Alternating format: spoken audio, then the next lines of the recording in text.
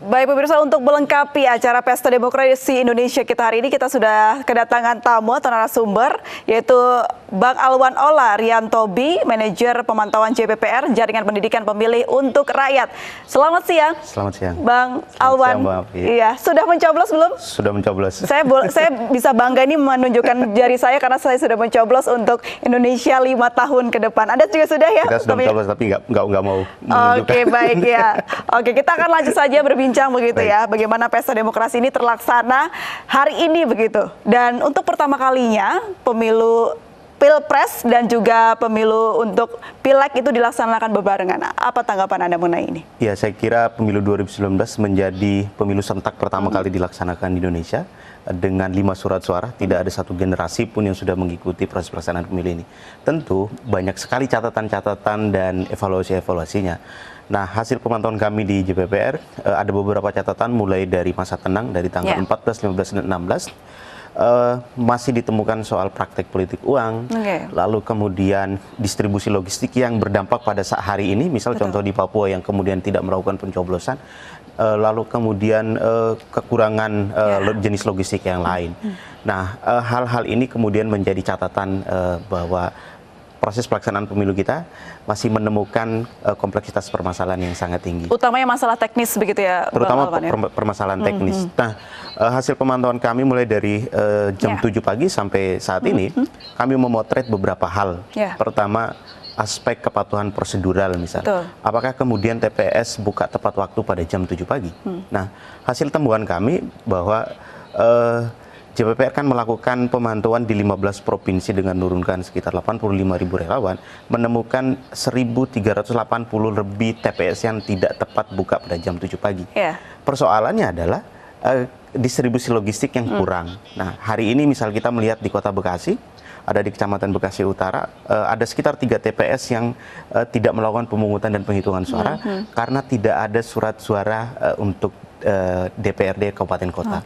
Hal ini kan sangat kita sayangkan di tengah antusias masyarakat yang begitu tinggi untuk datang ke TPS dalam menggunakan hak pilihnya, tapi pada sisi lain ketersediaan logistik tidak memadai. Nah, ini kemudian berpengaruh terhadap kekecewaan atau dampak psikologis dari pemilu. Dan kelangsungan dari lancarnya pemilu hari ini begitu ya. Tapi ini yang disayangkan sekali, mungkin pemirsa di rumah juga sudah merasakan begitu ya, kalau pemilu di Indonesia ini cukup lama waktunya begitu, 8 bulan. Berbeda sekali dengan pemilu-pemilu di negara tetangga, contohnya Malaysia yang hanya 14 hari. Nah, kok bisa ada hal-hal yang teknis yang mungkin menghambat jadi masyarakat ini tidak bisa memilih. Hal ini kenapa sih, Mas Alwan? Iya, saya kira pemilu kita ada 9 tahapan, terdiri dari 9 tahapan.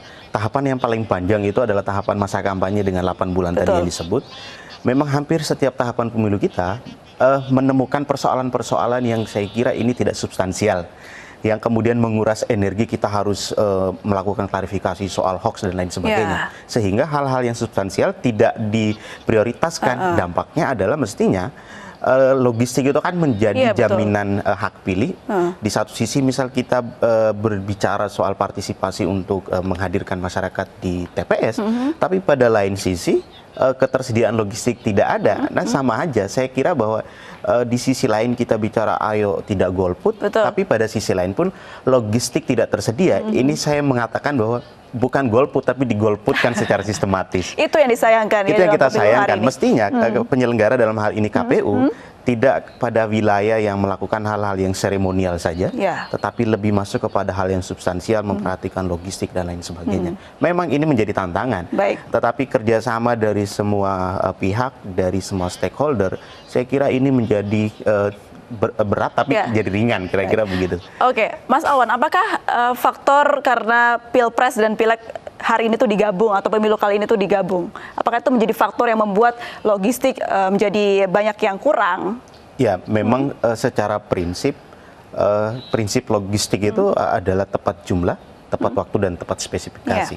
Memang jenis logistik sangat banyak. Ada logistik yang harus di dalam kotak suara, ada yang harus di luar suara. Nah, jumlah logistik di satu TPS, kalau kita bisa hitung satu TPS itu 300 DPT, kita kalikan dengan 5 surat suara, maka ada 1.200 lebih surat suara. Banyak belum sekali yang ditambah disiapkan. dengan pemilih tambahan dan juga ada belum ditambah DPK. DPK. Tentu memang ini membutuhkan konsentrasi, kemudian akurasi kerja teman-teman penyelenggara ad hoc di tingkat bawah. Dan mungkin informasi yang didapat masyarakat juga, mungkin masyarakat tidak banyak yang mengetahui ya kalau ada surat suara di setiap TPS yang menjadi cadangannya yaitu 2%. Hanya 2%. Apakah cadangan suara 2% ini cukup begitu Mas Alwan untuk menampung adanya DPK atau pemilih yang dari luar kota? Saya kira surat suara cadangan itu belum mampu mengakomodir jaminan hak pilih. Nah, kalau satu TPS itu 300, maka 2,5% cuma 6. Betul. Nah, pemilih DPK itu dalam satu TPS lebih dari 10, belum lagi dengan pemilih DPTB. Lalu bagaimana nasibnya mereka ini? Artinya saya mengatakan bahwa pemilih tidak bisa disalahkan apabila surat suaranya habis. Pertanyaannya, lalu kita menyalahkan siapa? Ya, betul. Kita tidak sedang pada wilayah untuk saling menyalahkan, tetapi kemudian sejauh mana KPU dan Bawaslu benar-benar menjamin hak pilih setiap warga negara. Karena pemilu 2019 ini menjadi salah satu momentum setiap orang untuk ingin menggunakan hak pilihnya. Kita bicara soal kedaulatan ada di tangan rakyat, tetapi pada sisi lain hal-hal teknis yang kemudian berpengaruh. Kami selalu mengatakan bahwa jangan kemudian hal-hal yang berkaitan dengan administratif atau hal-hal yang berkaitan dengan prosedural ini menjadi penghambat untuk seseorang bisa menggunakan hak pilihnya. Contoh misal keterlambatan logistik, surat suara yang kurang. Nah, ini kan hal-hal yang bagi kami adalah hal-hal teknis atau hal-hal yang bersifat prosedural. Tapi perlu diketahui bahwa apa yang kemudian terjadi pada hari ini akibat dari rentetan panjang di mana daftar pemilih kita yang tidak akurat akan berpengaruh kepada jumlah logistik, dan ketika daftar pemilih yang tidak akurat dan jumlahnya tidak sama dengan jumlah logistik, ini kemudian berdampak kepada hilangnya hak pilih. Kalau kemudian hilangnya hak pilih, partisipasi rendah, saya kira juga kemudian nanti beberapa konstituen dari partai politik tidak menggunakan hak pilihnya. Ini kan juga saya kira ini kerugian besar. Banyak yang dirugikan kan? Banyak yang dirugikan. Baik, oke, kalau misalnya kita melihat gitu ya kejadian yang terjadi hari ini mengenai teknis seperti yang di Papua, lalu di Bekasi juga ada hal-hal teknis seperti itu. Apa alternatif yang mungkin bisa dilakukan begitu, Mas Alwan? Ataukah ini menjadi sudah jalan buntu, ya sudah terima saja takdirnya begitu? Saya kira dalam upaya untuk menjamin hak pilih setiap masyarakat, kalau kemudian surat suaranya kurang hanya 5 atau hanya 10, bisa saja kita ngambil di TPS yang terdekat. Tapi surat suara yang kekurangannya itu mencapai angka 1.000 atau 2.000 dan kemudian itu masif di beberapa TPS, di Kota Bekasi sekitar 3 TPS yang kemudian kekurangan surat suara. Di Jayapura hampir satu provinsi atau satu kabupaten kota. Langkah sederhana saya kira untuk di stop atau kemudian diberhentikan. Nah, maka dilakukanlah pemilu susulan. Nah, itu sebagai salah satu upaya yang sangat sederhana untuk bisa menjamin hak pilih. Kalau kemudian dipaksakan, ini sudah jam berapa? Kalau kemudian dibuka jam 11, ya saya kira ini kepatuhan prosedural yang banyak sekali kita langgar.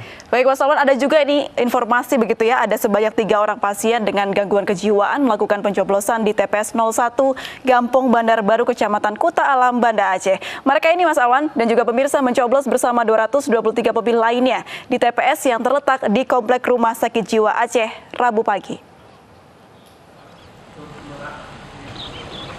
Pemilih dari orang dengan gangguan jiwa ini dipastikan bisa ikut mencoblos setelah dinyatakan sehat secara klinis oleh dokter Rumah Sakit Jiwa Aceh. Mereka sudah mampu membedakan masing-masing kertas suara. Sedangkan pasien gangguan jiwa yang tidak lolos seleksi sudah dipulangkan ke rumahnya. Saat pencoblosan, ketiga pasien tersebut terlihat tanpa perlu didampingi untuk mencoblos dan masing-masing sudah mengerti seluruh proses pencoblosan dari pendaftaran hingga mencelupkan jari ke dalam tinta.